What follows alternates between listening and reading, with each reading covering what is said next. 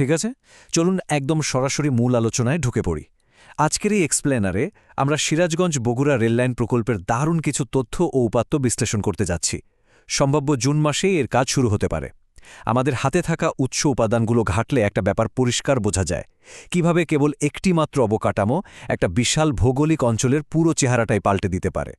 মূল উৎসগুলো বিশ্লেষণ করলে দেখা যায় তারা কিন্তু এটাকে নিছক ইট পাথর আর লোহার কোনো সাধারণ নির্মাণ কাজ হিসেবে দেখছে না, বরং এটাকে এমন একটা জাদুকরী অনুঘটক হিসেবে তুলে ধরা হয়েছে যা পুরো উত্তরবঙ্গের মানুষের ভাগ্য আর অর্থনীতির চাকা এক ঝটকায় ঘুরিয়ে দিতে পারে। দীর্ঘদিনের যে স্বপ্নটা এতকাল কেবল কল্পনার জগতেই আটকে ছিল, সেটাই এবার দিনের আলো দেখতে যাচ্ছে। তো এই যে এত উত্তেজনা, এর কারণ বুঝতে হলে প্রথমেই এই নতুন রুট আর দূরত্ব কমার বিষয়টা দেখতে হবে। এতদিনের সেই বিরক্তিকর ঘুরপথের অবসান কিভাবে ঘটছে, চলুন দেখে নিই। উৎস উপাদানে এই নতুন রেল লাইনের একটা খুব চমৎকার ভৌগোলিক ম্যাপ দেয়া হয়েছে। ব্যাপারটা ঠিক কিভাবে এগোচ্ছে তা একবার কল্পনা করা যাক। কাজ শুরু হবে যমুনা সেতুর ঠিক পশ্চিম পাশ থেকে। সেখান থেকে নতুন ট্র্যাক একদম সোজা চলে যাবে সিরাজগঞ্জের রায়গঞ্জে। এরপর রায়গঞ্জ ছাড়িয়ে সোজা চান্দাইকোনা আর সবশেষে একেবারে শেরপুরের সাথে গিয়ে যুক্ত হবে। ব্যাস, তৈরি হয়ে গেল একটা সরাসরি সংযোগ। বর্তমান পরিস্থিতিটা একটু ভাবুন তো। ঢাকা থেকে ওই অঞ্চলে যেতে হলে ট্রেনকে ঈশ্বরদী হয়ে একটা বিশাল ক্লান্তিকর চক্কর কেটে যেতে হয়। একদম আক্ষরিক অর্থে একটা দীর্ঘ ঘুরপথ। উৎস উপাদানটি এই পুরনো আর নতুন রুটের মধ্যে একটা দারুণ তুলনা টেনেছে। নতুন এই সরাসরি রুট চালু হলে ঢাকা দিনাজপুর যাত্রা হবে আগের চেয়ে অনেক বেশি স্মার্ট, আরামদায়ক আর রকেটের মতো দ্রুত। ফলে জ্বালানি তো বাঁচবেই, ট্রেনের ওপর থাকা অস্বাভাবিক চাপটাও একেবারে জাদুর মতো উধাও হয়ে যাবে। আর এই পুরো ম্যাজিকের পেছনে লুকিয়ে আছে একটা বিশাল সংখ্যা, ৭২। উৎস থেকে পাওয়া এটি প্রথম চমকপ্রদ পরিসংখ্যান। নতুন রুটের কারণে মোট যাত্রাপথ থেকে একেবারে ৭২ কিলোমিটার দূরত্ব হাওয়া হয়ে যাবে। রেল যোগাযোগের ক্ষেত্রে ৭২ কিলোমিটার পথ কমে যাওয়া মানে কিন্তু চারটিখানি কথা নয়। এটা পরিবহন খাতে আক্ষরিক অর্থেই একটা বিশাল গেম চেঞ্জার। এই শর্টকাট পথের সবচেয়ে বড় মানবিক দিকটা লুকিয়ে আছে এই ২ নম্বর সংখ্যাটিতে। হ্যাঁ, পুরো ২ ঘণ্টা, প্রতিটি যাত্রায় মানুষের জীবনের অত্যন্ত মূল্যবান দুইটি ঘণ্টা বেঁচে যাবে।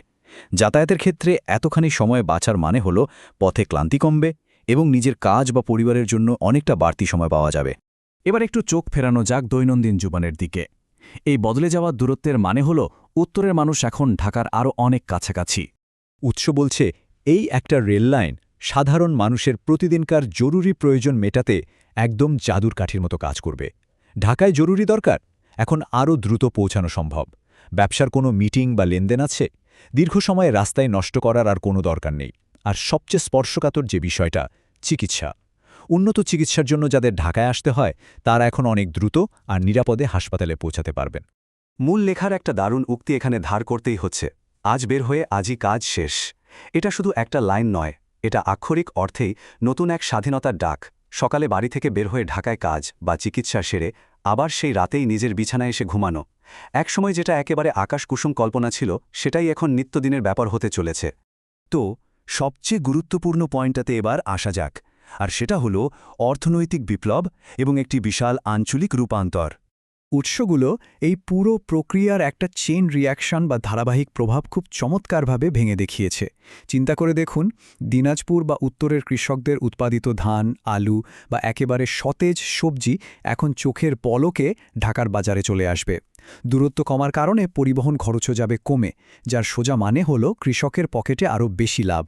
আর যখন রাজধানীর সাথে যোগাযোগ এতটা দ্রুত আর সস্তা হয়ে যায়, তখন সেখানে হুড়মুড় করে নতুন শিল্প আর বিনিয়োগ আসাটা তো স্রেফ সময়ের ব্যাপার। বছরের পর বছর ধরে উত্তরবঙ্গের গায়ে একটা লেবেল সেটে দেয়া হয়েছিল পিছিয়ে থাকা অঞ্চল। কিন্তু উৎস উপাদানের বিশ্লেষণ আমাদের দেখাচ্ছে যে এই ঐতিহাসিক তকমা চিরতরে মুছে ফেলার এটাই একটা সুবর্ণ সুযোগ। এই অঞ্চলটি শুধু আর পিছিয়ে পড়া থাকবে না, বরং এটি হয়ে উঠতে পারে দেশের অন্যতম একটি প্রাণবন্ত অর্থনৈতিক হাব বা কেন্দ্র। আর এই পুরো বিশ্লেষণ শেষে উৎস উপাদান থেকে উঠে আসা একটা অত্যন্ত জোরালো প্রশ্নই বারবার মাথায় ঘুরপাক খায়। মাত্র ৭২ কিলোমিটারের এই শর্টকাট কি সত্যি যুগযুগের সেই পিছিয়ে পড়ার লেভেলটাকে উপড়ে ফেলতে পারবে?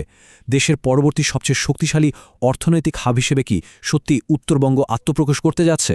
এই রূপান্তরের ক্ষমতা আসলেই কতটুকু, সেটা নিঃসন্দেহে সবাইকে গভীরভাবে ভাবিয়ে তুলবে।